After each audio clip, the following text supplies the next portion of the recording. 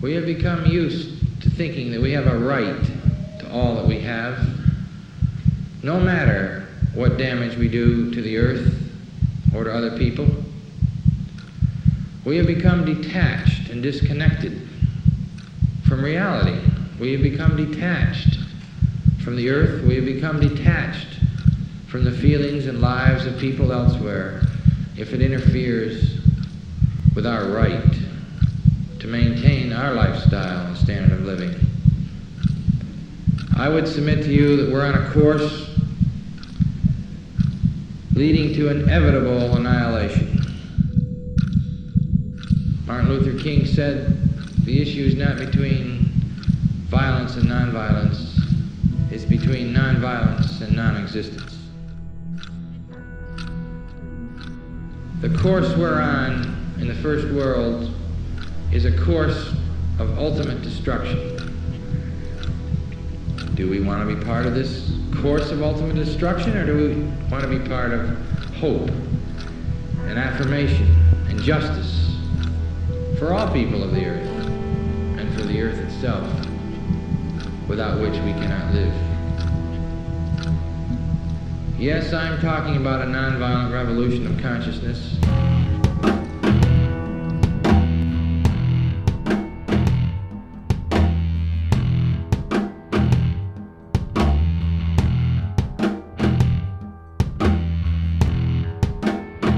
Everyone comes to a point in life in which we reflect upon those things that matter. There are some who choose to ignore the depth of this question, and there are others who follow this question into oblivion. Is it possible to walk the middle path, to ask these questions and yet embrace the possibility of never arriving at an answer? Is it possible to live our lives not in the absence of a corrupt world, but despite it? If you were asked to ponder the one thing that matters most in your life, what would it be? Security? Money? Success? Sex? Power? Have you ever considered why? Why we crave? Do we not have enough? What happens when we have all the money, all the security, all the success, sex, power, but haven't found peace? What happens if we gain the world without an ounce of love or appreciation? We end up only wanting more. The world can't give enough of itself, as if humanity is becoming a black hole devouring everything in its path. When we receive these things, our first instinct is to protect them from others. We distrust our neighbors because of them. We wage war to gain more of them. However, love is distinct from these. When love is present, our first instinct is to give back, to help those who long to truly be free, those who desire to give back, who desire to know love. But what happens if no one truly wants love anymore? What if no one desired freedom? What if the greatest epidemic known to man has already infected the entire species? A whole race of humanity conned into believing that slavery is freedom, that fear is love, that suffering is happiness. Would you be able to recognize it if it were happening right now? Ask yourself, is it? Is this the world we live in?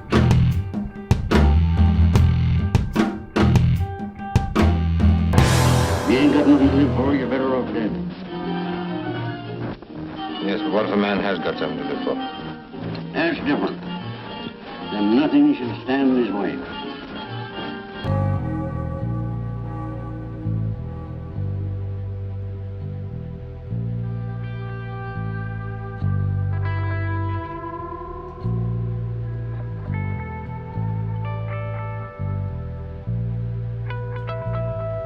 Anybody want to take a stab at answering that question? What is freedom? Well, let's take a look at the Oxford definition. The power or right to act, speak, or think freely, the state of being free. But that's kind of mechanical. I really don't like that definition. So what I did is I said, okay, well, what's the definition of a slave?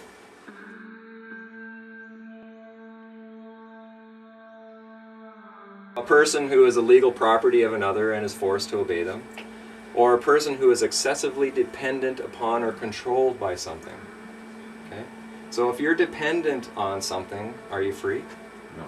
No. If you're controlled by something, are you free? No. No. So if we want to be free, then maybe we need to get rid of our dependencies and the controls in our life.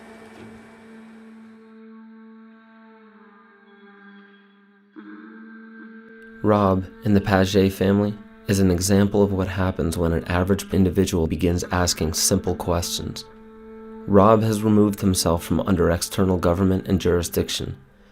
No officer of the law, judge or magistrate, politician or tax agent has authority over his life simply due to a title. The land on which he lives is treated with respect and appreciation. He has drafted his own Declaration of Independence and his own Constitution. He has truly broken the bonds that fetter so many of us to dependency and dogma. However, to do this, far more than physical barriers had to be destroyed. Upon Rob's realization that he is truly becoming free, an inevitable realization of responsibility presented itself. When excessive dependence upon something is recognized within, the heart and mind revolt. The initiation of an authentic revolution always begins within the individual. Pay attention not to the physical steps he took to become free, but to the spirit of his path. For it is a personal path within all of us. If we mimic the path of another, it is not a true path for us, but a trap. This is merely a story of an individual I love and respect, the story of how a true revolution is born.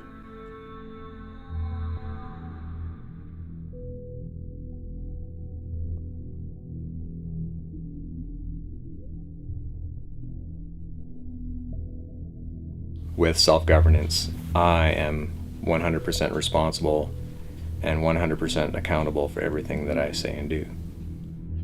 And that's what kind of led to us building the airship and to building a power system and living off-grid. But when we talk about off-grid, it's not just the power grid that we're talking about. There's also the corporate grid. And so myself personally, I've gotten rid of the mortgage, credit cards, loans, bank accounts. I don't have any of those kind of things anymore. So I'm off of the financial grid and I'm off the corporate grid as much as possible as well. If I started growing our own food, generating our own power, then we're not susceptible to disruptions in the grid should there be a failure. And because of its complexity, the probability of that happening is increasing over time. The complexity of a system is a direct reflection of the amount of burden that the people are placing upon the system. Every government would have to grow if you keep placing more burden upon it. All of that burden is actually the responsibility that we no longer, as the citizens, want to take care of on our own anymore. We want our government to take care of it for us.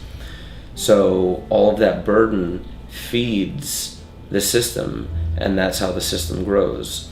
If a system is becoming faulty, if a system is becoming corrupt, that's because the foundation or the soil that that system has grown out of has become faulty and has become corrupt. So that's the first place that we need to start looking, is the foundation, the soil that this system grew out of. We need to start looking at the people.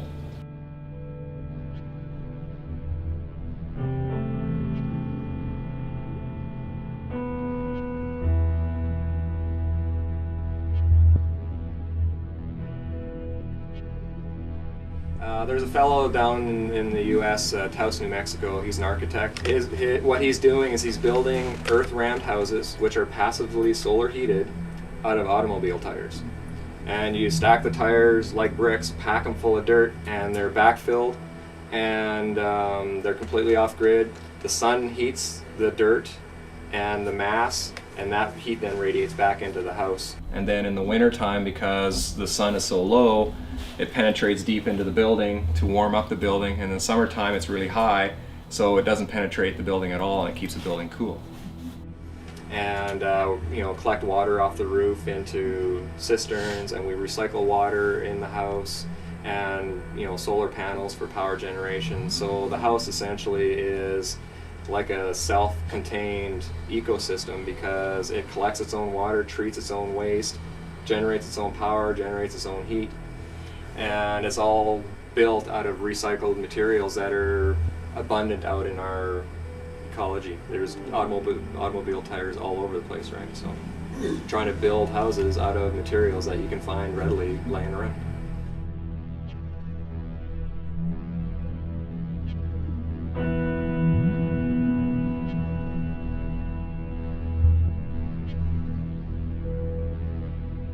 My wife is studying to be a homeopath at the time, and she started recognizing that there are a few things that are going on in the medical industry that isn't necessarily good for us. And through the process of learning about some of the medical issues that we were learning through Carrie's education, it started to wake us up to some of the other things going on in our economy and in our political system and that kind of stuff. It's not a healthcare system, but a keep you sick system so that they can make lots of money through pharmaceuticals. I held on to crap in my life, and whether it's emotional or mental, and my body had a real hard time dealing with it. You know, I've since learned that it's holding on to that stuff is what causes cancer and, you know, all kinds of illnesses and distress on the physical body. So we decided to take our matters into our own hands and be responsible rather than react to what was going on. We decided to be proactive. And so we came out while the economy was at its hottest, and we sold everything, came out here. That all stemmed really from some of the things that Carrie was bringing back from her studying, and she brought this term natural person back from school and said, "Hey Rob, you know, have you heard of this?" No. So I started looking into it and realizing that there's this huge deception going on in the political arena, well, and the medical arena and the economy and all that kind of stuff too. But my initial reaction was I was extremely angry and upset. How dare they do this? You know, they're supposed to be there to protect us and guide us and help us, not manipulate us. And that's kind of started my road towards trying to understand their system and learn what human rights is all about and what freedom is all about.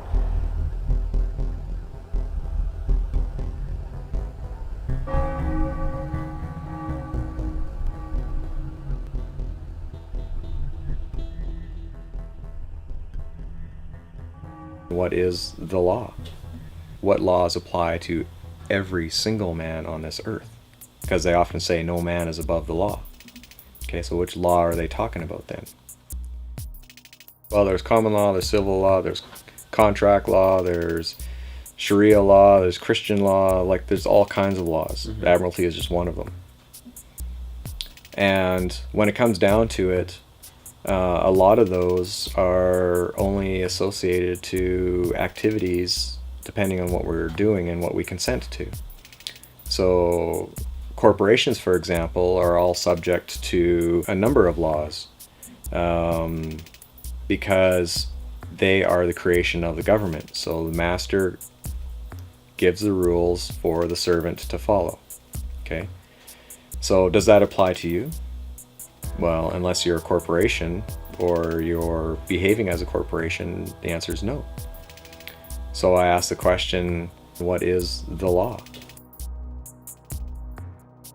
The history of law gives us an understanding of its evolution, which is intimately linked to the evolution of our species. The function of law does not simply govern our physical actions. We have many layers of existence, including physical, mental, emotional, conscious, and spiritual. Because we cannot escape any of these, an affliction to one of them reverberates in consequence between all of them. It is irresponsible to assume that law pertains only to portions of our lives. Law is the very foundation of life itself. All law forms today are based upon our consent. Should the people of today discover the important truth that we can say no at any time, we may find a revolution within the current system to be inevitable. Everything we are experiencing is the evolution of experience itself. This is why I can't say what the future should look like. The second I give a model for the future, there will instantly appear a rebellion against that model. And that rebellion is very important because the future is not about ending up with a beautiful result. It's about learning from the process and allowing that process to always welcome change. There are 3 fundamental stages to our evolution: childhood, adulthood, and parenthood or leadership. A child is typified by being dependent upon external support for food, protection, and health. In the animal kingdom, the transition from childhood to adulthood is complete when the child is no longer dependent upon others to be fed, protected, and kept in good health. We are a species of perpetual children today in our society. And as easy as it would be to blame the political, economic, and societal system that breeds dependent people, it is an inescapable truth that the entire system is a reflection of the condition of its people. Seldom do we see adults today in the sense that they can govern themselves, which means it is even less frequent that we see individuals fit for parenthood or leadership. The stage of parenthood and leadership comes when not only can we govern ourselves, but when we are ready and willing to help others become self-governing. The leaders of today are unfortunately nothing more than children with adult bodies wearing leadership clothes. Our entire species is being faced with a choice: govern the self or be governed by others. 1, 2, 3, 4.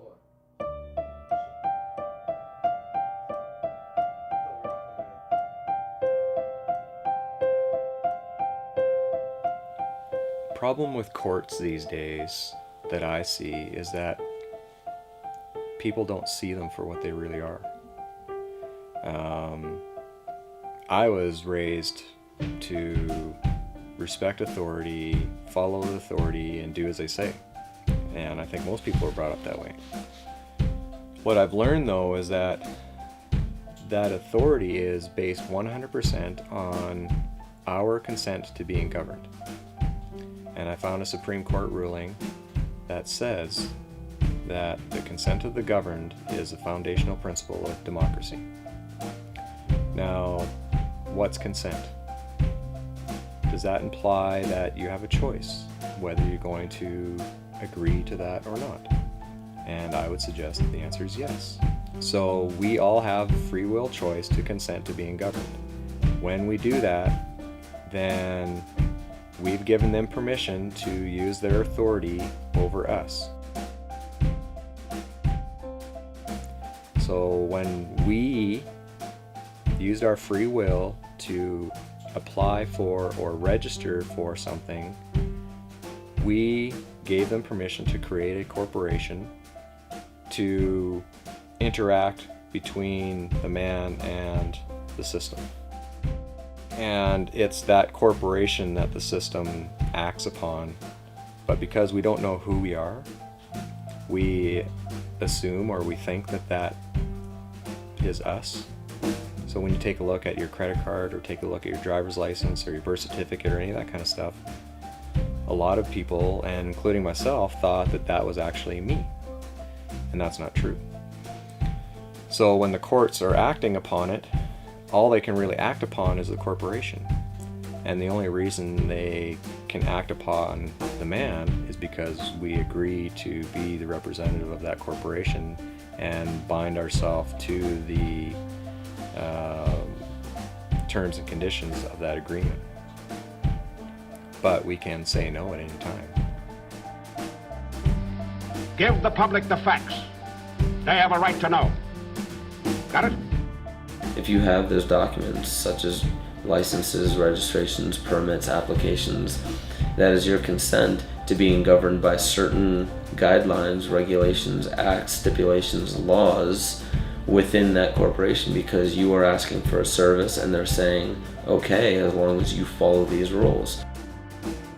you signed any of those contracts which are represented by a legal fiction set up in your name, then you yourself are bound by those rules, bound by those regulations, because you did that. You consented to being governed by that. So in order to remove yourself from that, you have to dissolve those contracts. Sometimes they make it seem mandatory that you must comply, and it's just the language that's being used. That's one thing you want to become very wary of, is the language that they use.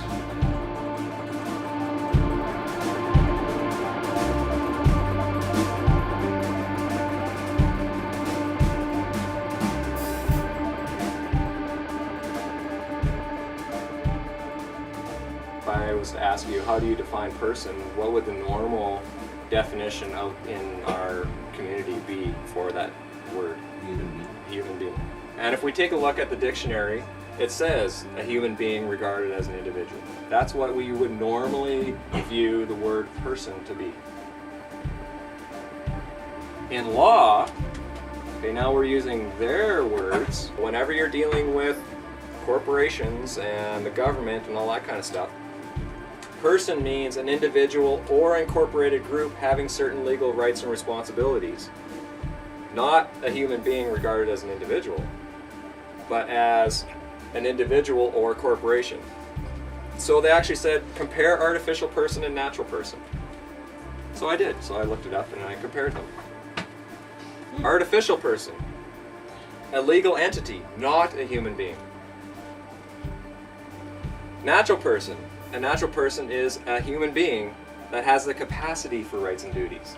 Just because you have the capacity doesn't mean that you're going to use your free will to exercise them. You have the capacity for rights and duties, but it's up to you to exercise them. I actually found the legal dictionary that they use in the US. So every time they argue about the definition of a word, yeah, it's a volume that's as long as my arms of books. So by curiosity, I looked up the word person. And on each page there was probably, I would estimate, about 15 different definitions with each court case. And the word person ran for around 250 pages. So there was literally thousands of different definitions for the word person.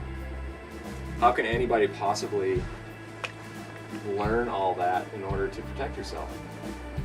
Well, part of the Magna Carta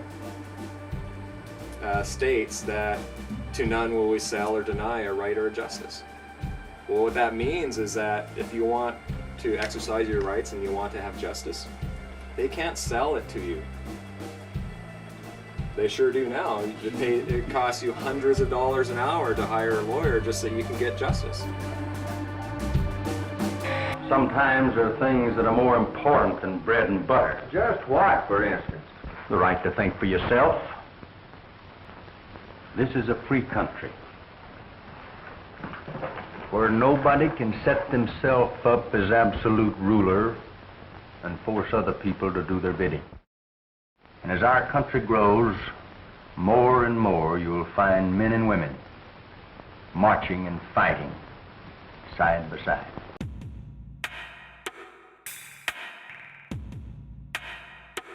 So at the Revolution, the sovereignty devolved on the people, and they are truly the sovereigns of the country. But they are sovereigns without subjects, with none to govern but themselves. The citizens of America are equal as fellow citizens. And this was a U.S. case in, what's the year, 1793.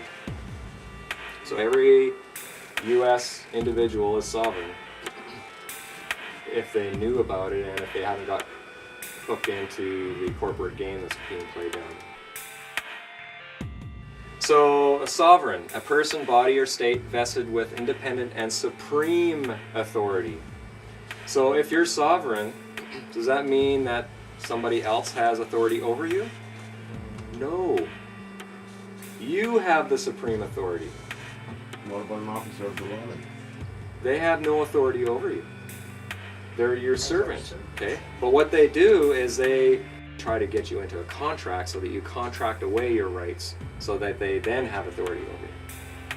Asking for a driver's license, insurance, and registration. If you give it to them, that's a contract. You then gave them authority. Then they can do whatever they want to.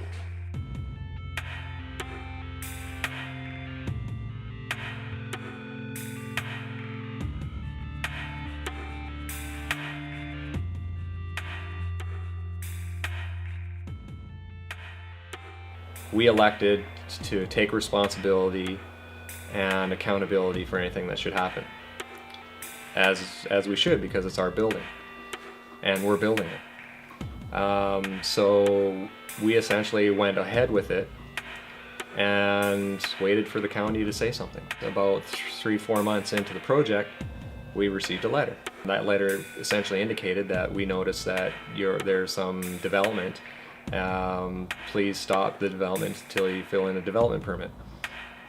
Well, I had been studying my human rights for a couple of years at that point, so I sent them a letter essentially outlining that I am an individual, not a person or corporation, and that you don't have jurisdiction over anything that I do, and that your letter also indicated that if I sign this, you have permission to come on our property.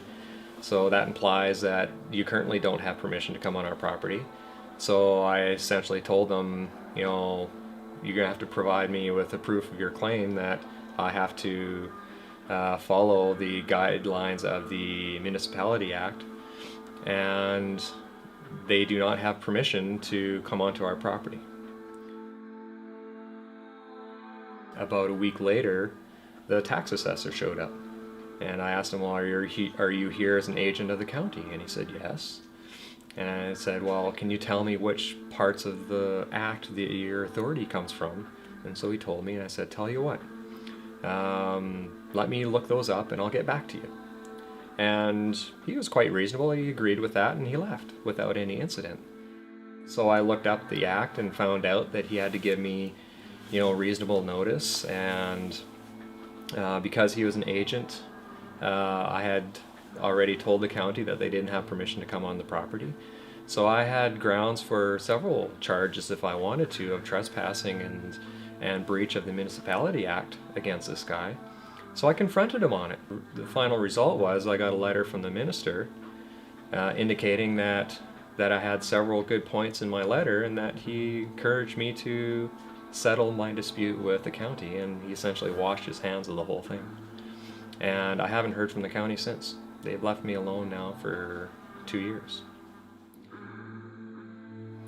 I can't have freedom unless I also recognize that I have a duty.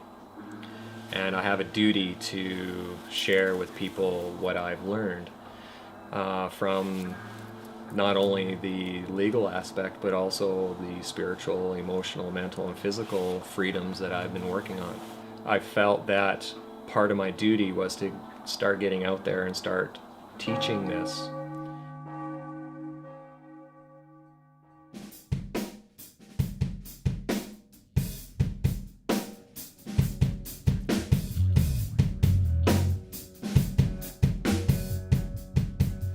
Petro. Yes, sir. Stand by for operation of the time machine. Yes, sir. Where to this time, Captain? Back to the year 1215 and King John of England. Yes, sir. Everybody's familiar with Robin Hood. King John, the tyrant, was actually real.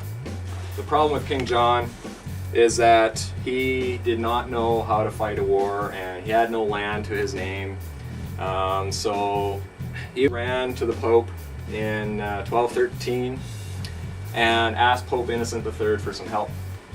And what he did is he actually turned over the whole Kingdom of England to the Pope in return for support from the Pope so that he could fight his wars. So that little document essentially turned King John into the Pope's vassal, which means that he promised to be loyal to the Pope, and the Pope then owned everything in England. A couple years later, his barons cornered him and stuck a knife to him and said, you know what, we're not happy with the way you're treating us. We want you to sign this Magna Carta. But if I sign this, I shall be no king. You have given me 24 overlords. These 24 will see that you carry out the terms of the Magna Carta. You have no choice, King John, but to sign. So the Magna Carta was the basis of English law. That's right, Jet. And the basis of American law as well. The English Magna Carta became the model for the American Bill of Rights. This is the founding document for our human rights within our country, within Great Britain, within the United States, Australia, New Zealand, South Africa, any crown colony. Their legal systems are based on this document. But he was doing it at knife point. He's under duress. Is that a legal contract? No. So I have a question. If it was under duress and this is not a legal contract, then how can they possibly continue using this document as the basis for our legal system?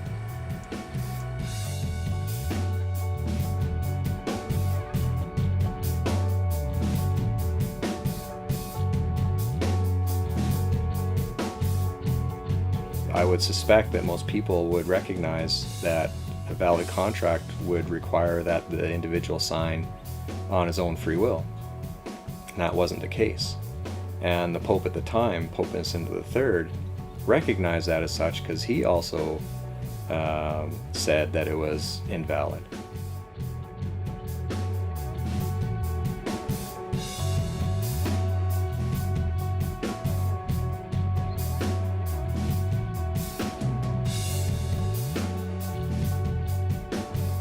The kings of Europe decided, you know what, there's this huge piece of land just across the Atlantic Ocean, let's go get it.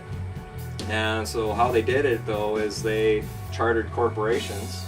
You know, the king set up a corporation and it was funded by the king and bankers and that kind of stuff, and they came over and they stuck the flag into the ground and say, you know, we claim this for the King of England, and set up shop and started dealing with the First Nations people that are here. And you know, I'm not going to go into all the atrocities that happened.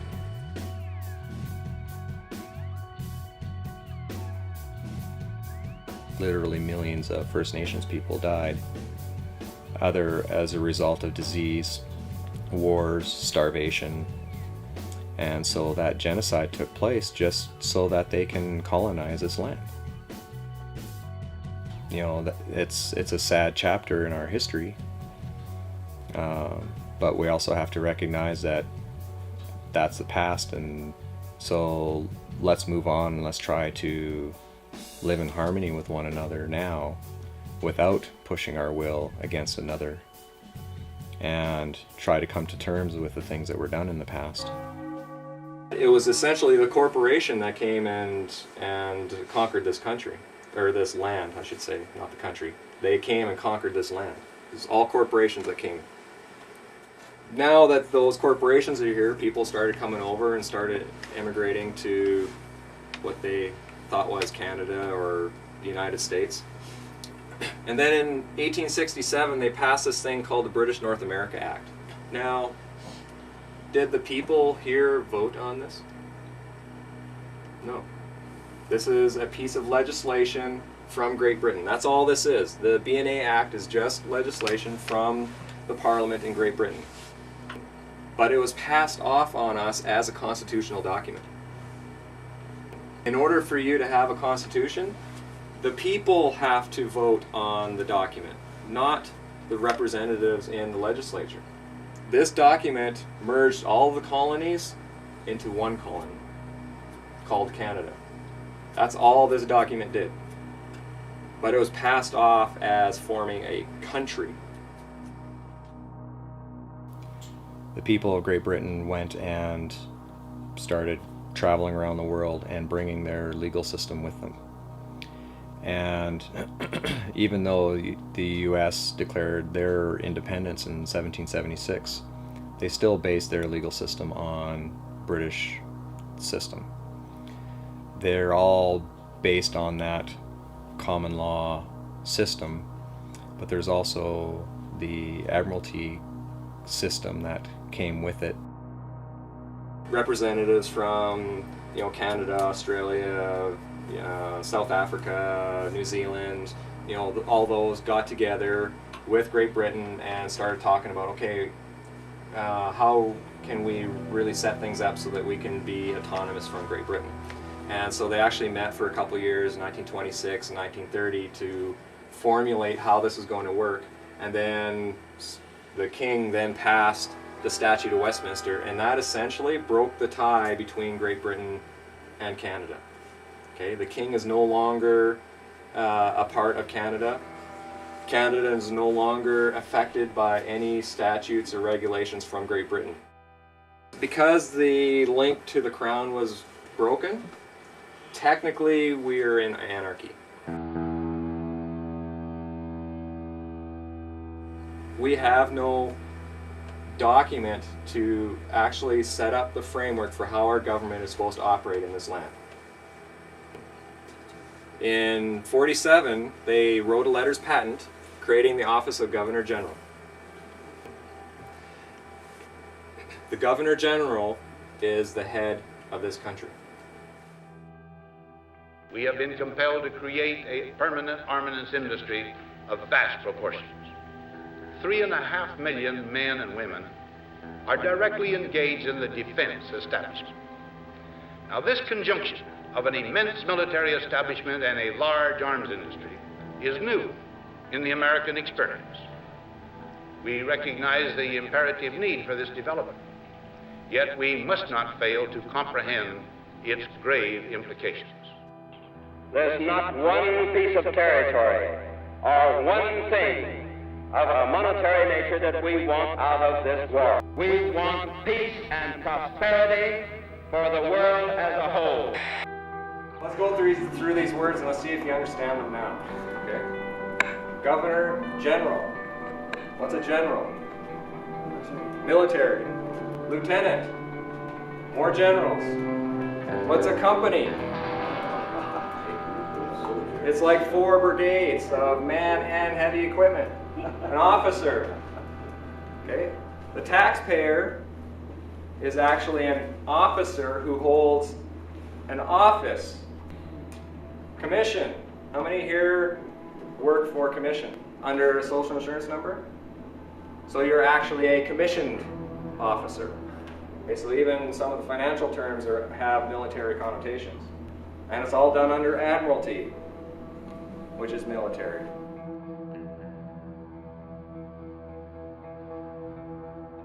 When you turn 18 and you start working under a social insurance number or accept a birth certificate, you're actually accepting being posted at a military post, evidenced by a name, address, and a date of birth. Because what was birthed? The vessel, right? It's a military vessel. So when you agree to be the legal representative of that military vessel, you agree to be manning that military post. Okay, that's why they need the name and birth date, so that they can prove that you're a private in their military.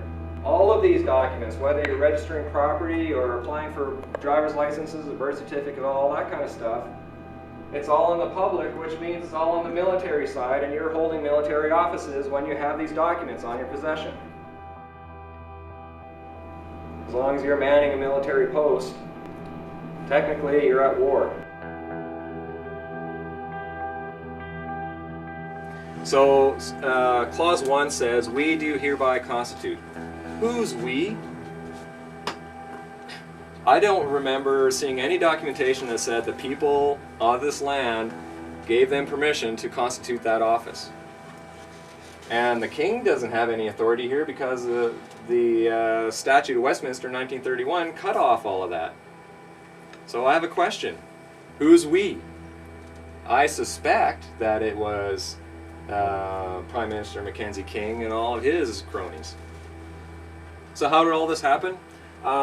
This guy here, our Prime Minister, Mackenzie King, I did some reading on him, and I found out he's actually really good friends with John D. Rockefeller Jr. And he actually spent a lot of time in New York. He actually consulted with him. Mackenzie King's a lawyer, and he was actually Rockefeller's lawyer, and actually helped him out with a lot of labor disputes that were happening in the States. So who signed it? Prime Minister of Canada. So our Prime Minister signed letters patent to create the office of Governor General. They needed to set up another office, so the Prime Minister did it. And I'm really curious to find out who was supporting him to do that. Because it wasn't the people and it wasn't the king. Even though he said by His Majesty's command. I question that too. Governor General's Act. You go to Canadian government website and you can actually look up the acts. Okay, you look up the Governor General's Act. And in there, Clause 1, or Clause 2 says, the Governor General of Canada or other Chief Executive Officer, CEO, CEOs are for companies, or administrator carrying on the Government of Canada on behalf and in the name of the Sovereign, by whatever title designated is a corporation sole. Okay, a corporation sole is a corporation, except that there's only one individual that holds that title or owns that corporation. Corporation soles actually are used all over the place. The Pope, the office of the Pope is a corporation sole. The office of the King is a corporation sole. The Governor General, Lieutenant Governors, the Catholic Church, all of their bishops and archbishops and cardinals, they all hold corporation soles.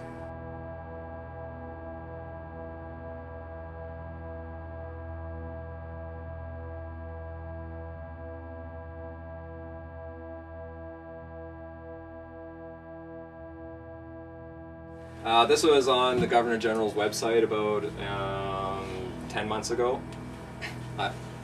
You won't find it now because they changed it. So I'm really glad I got a screenshot of it.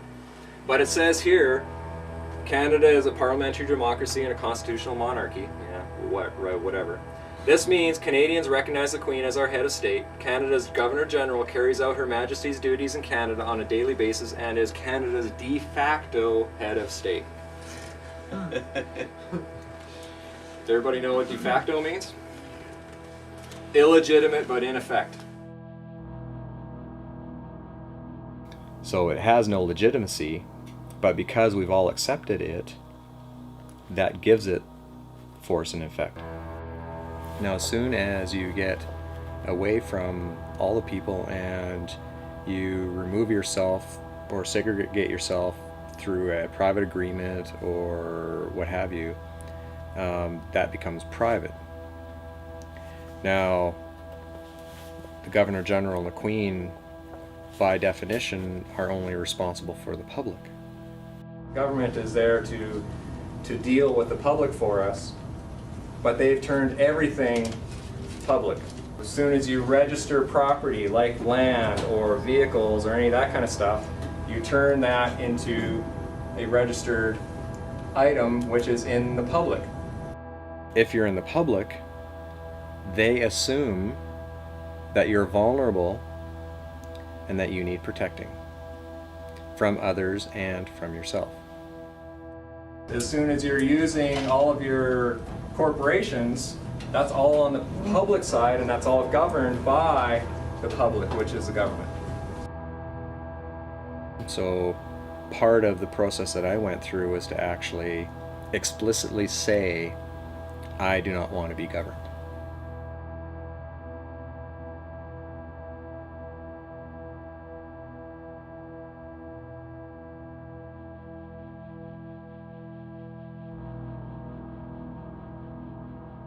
This is the fundamental rule of all forms of law. Without your consent, you cannot be governed. There is not a single law in existence created by man that is mandatory. There are many that give the illusion of being mandatory, but therein lies the most important aspect to all of this. It is your responsibility to investigate and understand what governs you. Not just physically, but mentally, emotionally, consciously, and spiritually.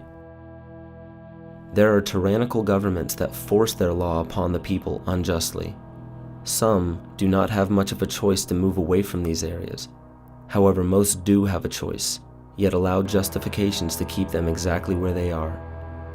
If we were on a train track just minutes away from being hit, most of us would move, yet some have the tendency to complain about how inconvenient it is to move. There is still a choice. Human ingenuity can surmount any obstacle. The only requirement is the desire to surmount. If we are willing to complain or rebel against the system that governs our actions, we should know how and why it does so. In doing this, it is important to understand who we are, where we are, and what options we have.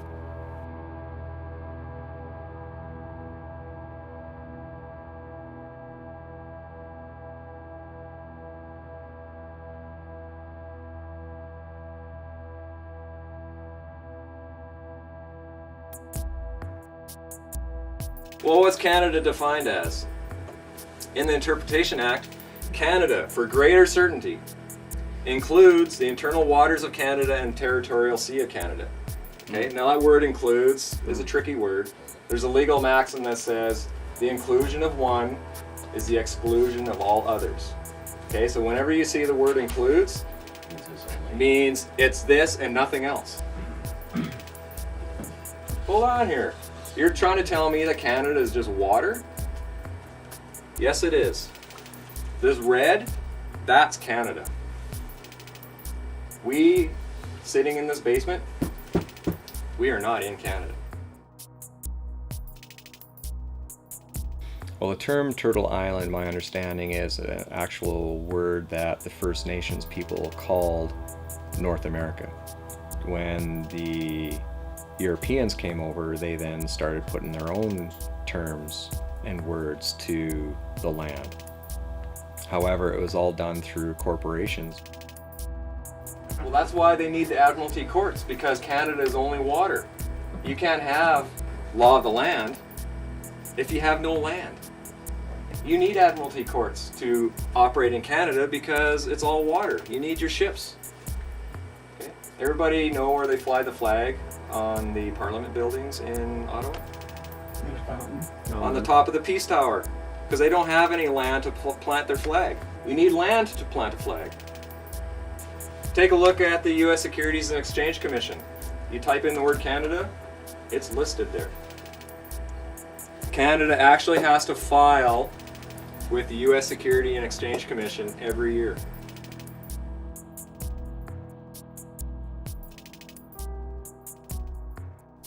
The Admiralty courts are set up to govern business between corporations, not people.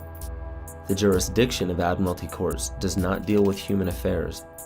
Only when humans, knowingly or unknowingly, represent a corporation by using licenses, registrations, certificates, and applications do they fall under Admiralty jurisdiction.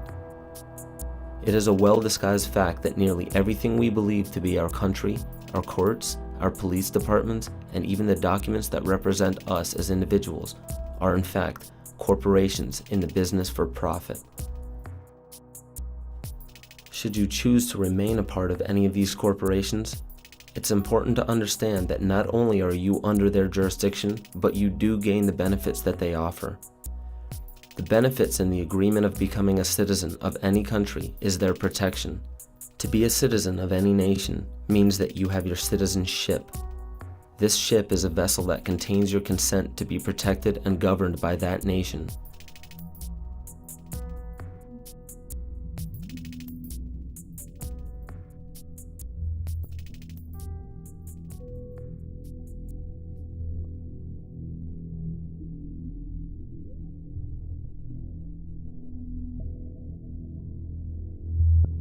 It was November of '07 when I actually got pulled over by city police. You know, they had 2 or 3 police cars there, but what essentially happened is he came up to the window and said, you know, asked me for my driver's license, insurance, and registration.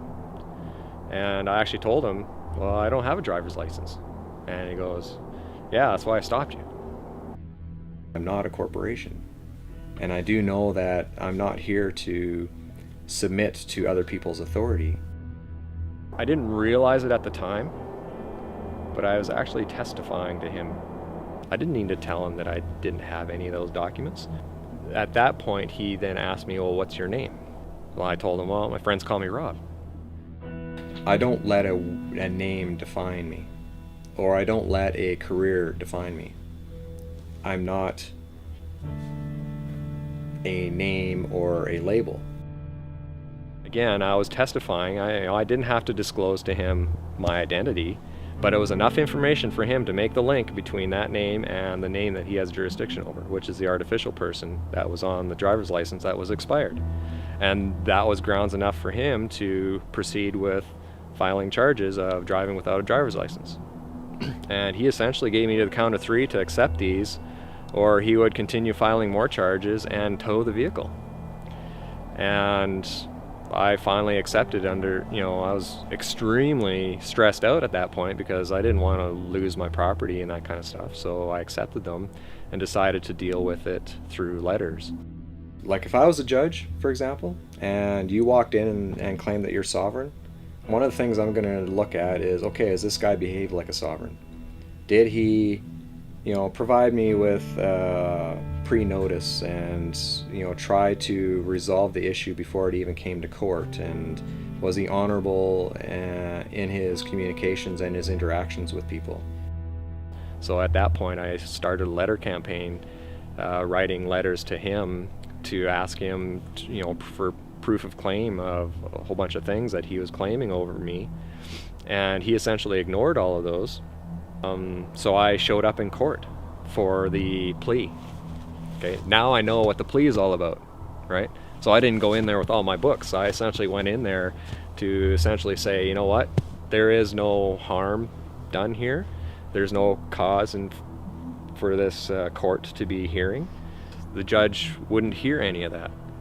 He kept asking me for the person, Robert Ernest Page, and I kept saying, well, I'm here on this behalf, because I'm not that person.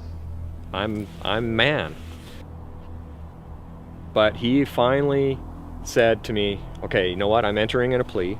Well, first off, that was probably a no-no on his part.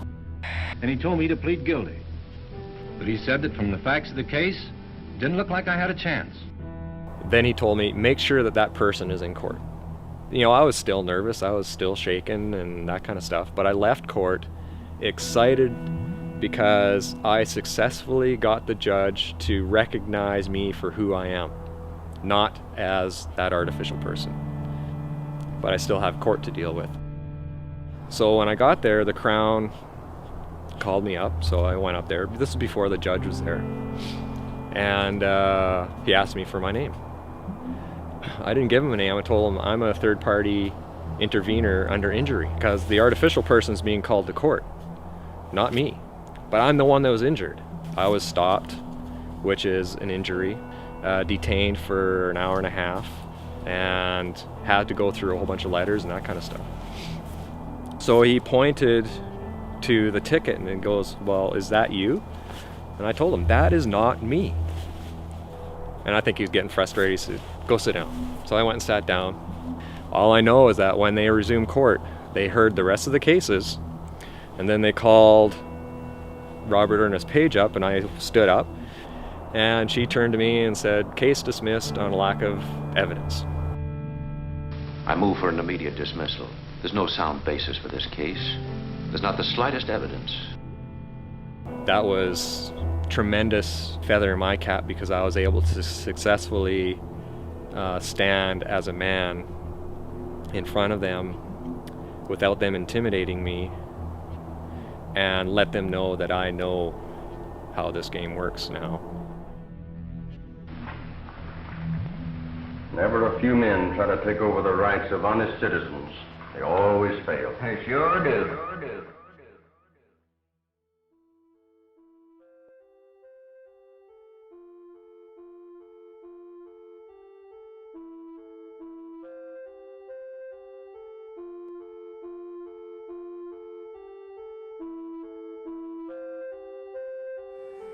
The created cannot be greater than the creator.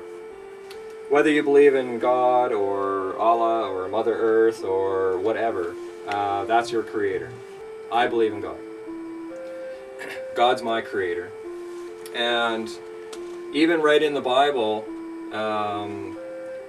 Genesis 1:27 says God created man in his own image. Well, since man was created in the image of the divine king, delegated sovereignty or kingship was bestowed on him. Okay? So I believe that the creator created each and every one of us as kings and queens. Okay? That means there's absolutely nobody between me and my Creator. Okay? If I have somebody in between, then I have more than one master.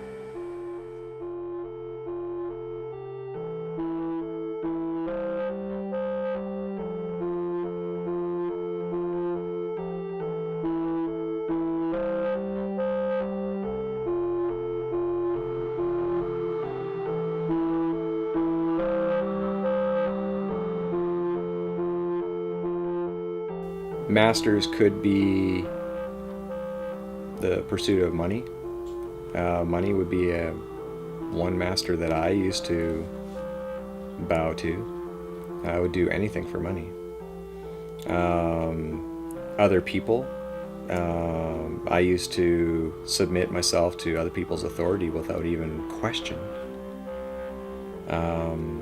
Whether that be, a teacher or politician or police or whatever. Does that mean I don't respect them? No.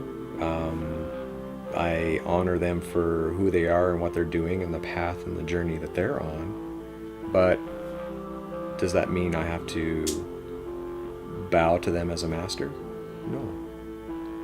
Anything one fears could be construed as a master.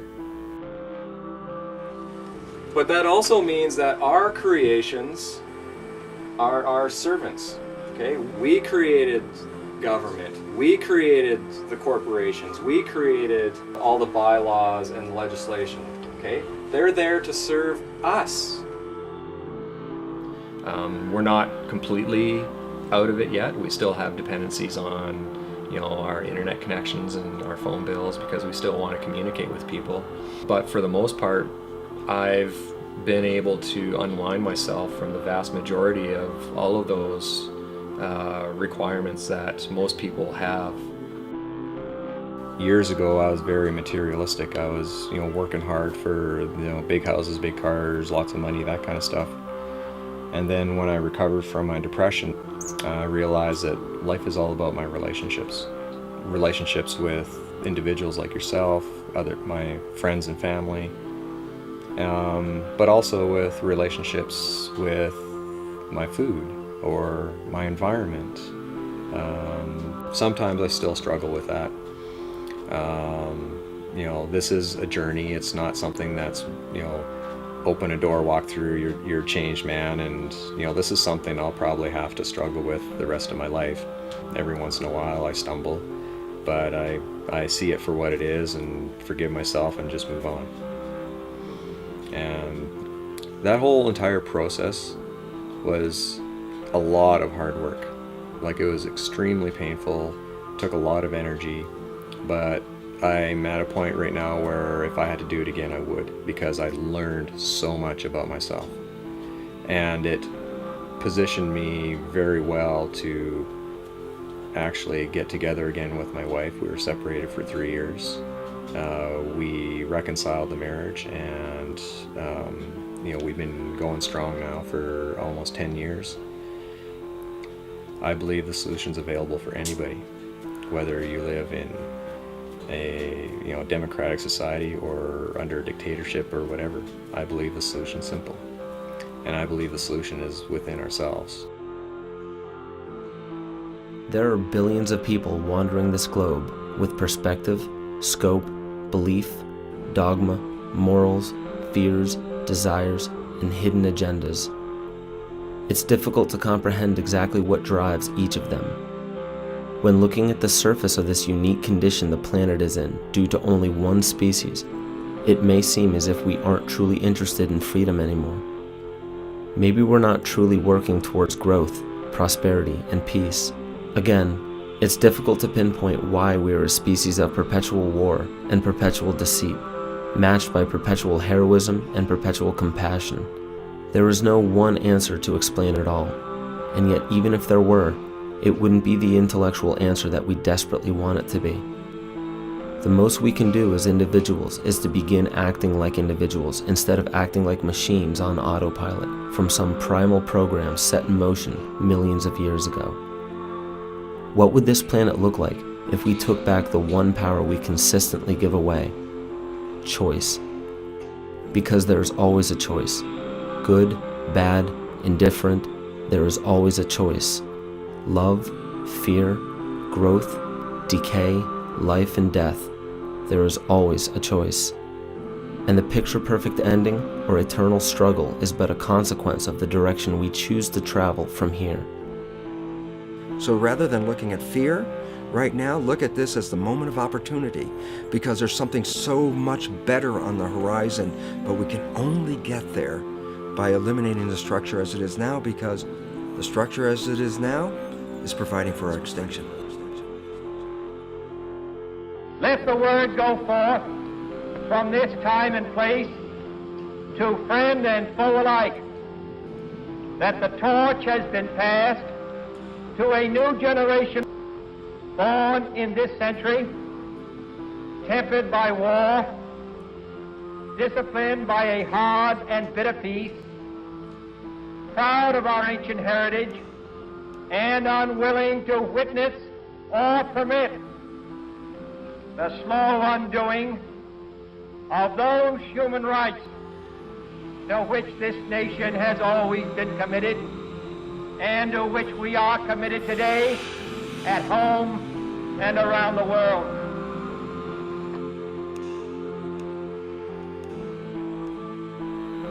I had to be willing to accept what other people had to say, do critical thinking to evaluate whether it was true or not. I had to learn. I had to learn how to change. I had to face my fear and confront my fear. I had to be honest with myself, which was difficult. I had to learn how to let go. And I had to learn to stand up for what I believe. And I had to learn that it all took hard work to get through all of that.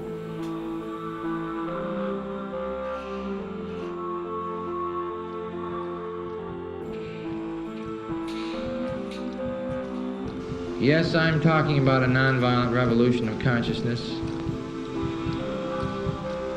A consciousness that is able to understand how we're all inextricably connected to each other on this earth and to the earth itself.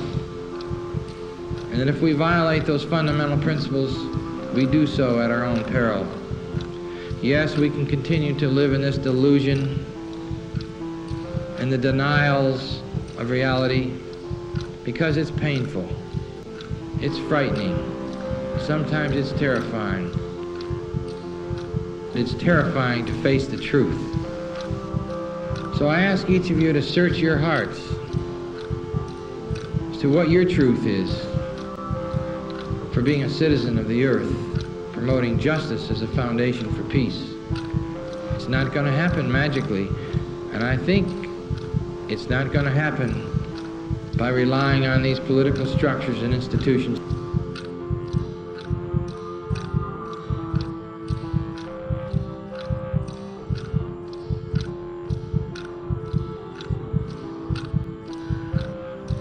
I think we're going to have to wage peace in the most extraordinary ways, whether our government wants it or not. You will know in your heart what to do, but I know that without a nonviolent revolution of consciousness, we will not survive as a civilization or as a planet. We can choose to have peace if we want to pay the price. And what more glorious goal and value do we want than peace for all people? And so I look forward to working together with you all, with we the people, to build a new society. A society that understands that we are not worth more and they are not worth less, and that we will be willing to pay the price and take the risks to wage peace with all fellow and sister human beings.